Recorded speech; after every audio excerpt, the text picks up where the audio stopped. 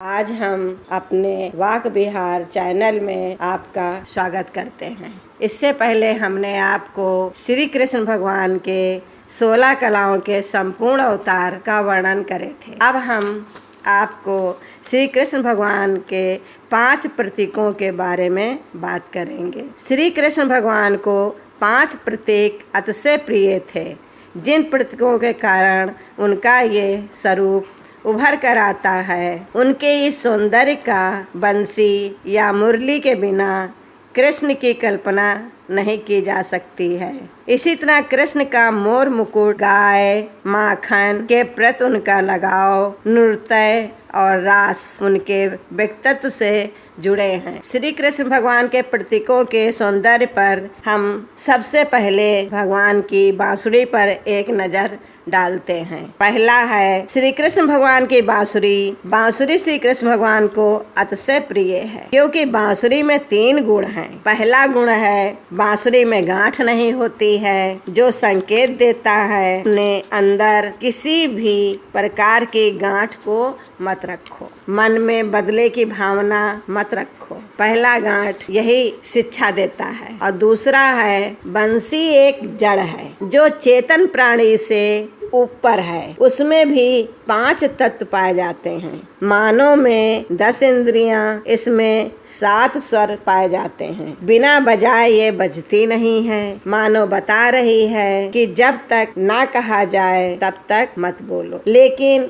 ईर्ष्या और स्वार्थ के वश मनुष्य गिरता है। मनुष्य में यही एक दोष होता है कि बिना किसी बात के हर वक्त कुछ न कुछ बोलता रहता है। लेकिन बंसी हमको यही शिक्षा देती है कि बिना बोले मत बोलो, बिना बजाए वो नहीं बजती है, मौन रहती है। पर मनुष्य इससे कोई शिक्षा नहीं लेता है, बिन बात के बोलता ही रहता है। बंसी का तीसरा गुण है कि जब भी बजती है मधुर ही बजती है, जिसका अर्थ हुआ जब भी बोलो मीठा बोलो। जब ऐसे गुण किसी में भगवान देखते हैं तो उसे उठाकर अपने सीने से लगा लेते हैं, अपने होठों से लगा लेते हैं। जिस तरह बंसी को भगवान अपने अधरों पर लगाए रहते हैं, जो बंसी में बहुत ही मधुर आवाज निकलती है। प्राणी को भी अपने मधुर आवाज में ही बोलना चाहिए। जैसे एक मसल है कि मधुर वचन एक मंत्र है, तज दे वचन कठोर। मधुर वचन एक मंत्र है, तज दे वचन कठोर। जो कड़वा सुनकर भी मीठा बोलता है वही सच्चा संत है, और जो निंदा और आलोचना सुनकर क्रोधित नहीं होता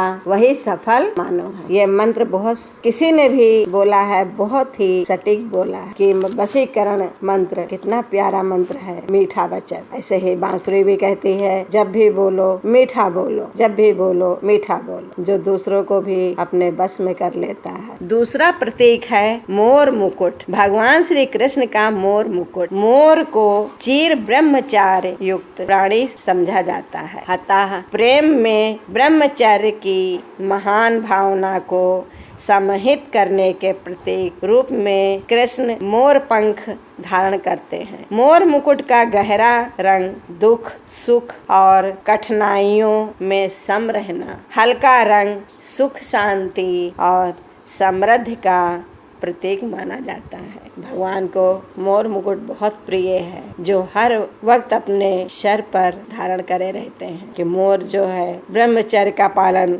करता हुआ भी अपने गृहस्थ में रहता है। इसीलिए ज्ञानी संत कहते हैं, गुरु कहते हैं कि मनुष्य अपने गृहस्थ धर्म में रहते हुए भी भगवान का हर वक्त ध्यान, स्मरण, भजन, पूजन करता रहे, अपने गृहस्थी को संभालता रहे, अपने कार्य को करता हुआ वही असली संत है, अच्छा संत है, वही भगवान को प्रिय है। भगवान श्री कृष्ण का तीसरा प्रतीक है कमल। कीचड़ में उगता है और उससे ही पोषण लेता है, लेकिन हमेशा कीचड़ से अलग ही रहता है। इसलिए कमल पवित्रता का प्रतीक है। इसकी सुंदरता और सुगंध सभी का मन मोहने वाली होती है। साथ ही कमल ये संदेश देता है कि हमें कैसे जीना चाहिए। सांसारिक और आध्यात्मिक जीवन किस प्रकार जिया जाए, इसका सरल तरीका बताता है ये कमल। चौथा है श्री कृष्ण भगवान की गले में पड़ी हुई बैजंती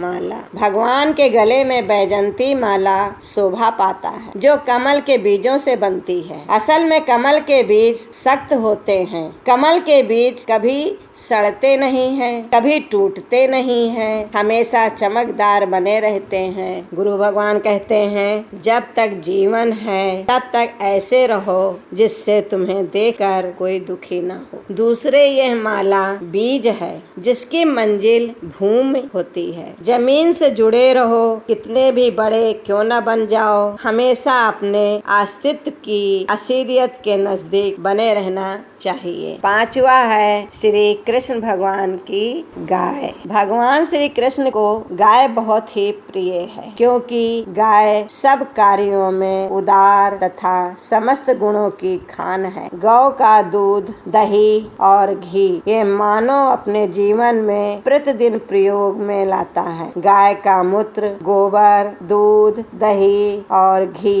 ये 5 चीजों को पंचगव्य भी कहते हैं। ये पंचगव्य के सेवन से अनेकों रोगों का शमन हो जाता है। कान्हा को माखन मिश्री बहुत ही प्रिय है। मिश्री एक महत्वपूर्ण गुण ये है कि जब इसे माखन में मिलाया जाता है तो उसकी मिठास माखन के कण कण में घुल जाती है। माखन के प्रत्येक हिस्से में मिश्री की मिठास समा जाती है। उसी तरह मिश्री युक्त मिठास अपने जीवन में लगाना चाहिए और हर प्रत्येक जीव के साथ व्यवहार करना चाहिए। भगवान श्री कृष्ण के ये 5 प्रतीक हमें किस तरह रहना सिखाते हैं। भगवान श्री कृष्ण के 5 प्रतीकों के बारे में बात करते हुए हम आगे आपको उनके ओम के नाद का वर्णन करेंगे। आगे हम अपने वाक विहार में ऐसे छोटे छोटे वाक और शब्द ज्ञान से भरे हुए आपको हम बताते रहेंगे। हरि ओम।